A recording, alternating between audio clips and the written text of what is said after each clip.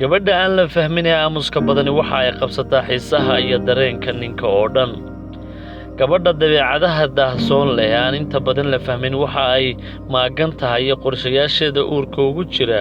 Waa gabadha kaliya ee sida buuxda ninka u soo jiidata.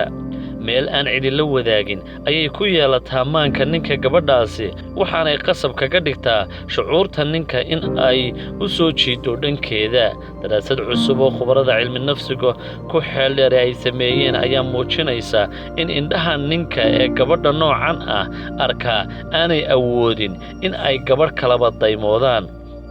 Daraasadani waxa ay muujinaysaa in ninku uu mar walba raadiyo gabadha dabeecadaheeda uu mugdigu ku jiro, maadaama ay ninka ku beeran tahay inuu baaro aadna u daraaseeyo sidii uu wax badan uga fahmi lahaa waxa ku laaban gabadha uurkeeda.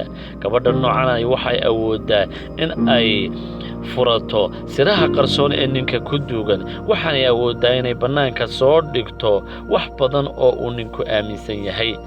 daraasadan oo muddo baaritaankeeda la waday waxa ay khubaradu ku sheegeen in gabadha aamuska badan ee inta badan aan la fahmin mawaaqifteeda iyo jabka ay ninka la maagan tahay ay raggu xiiseeyaan.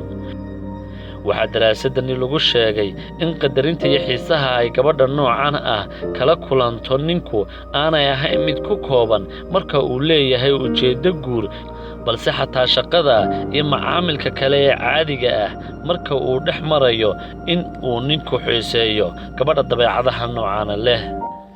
daawadayaal intaasi waxa ay nooga eeg daraasadan cilmi nafsiga ah ee raggu jecel yihiin dumarka inta badan mugdigu ku gadaama yahay ee ay hore u fahmi waayaan.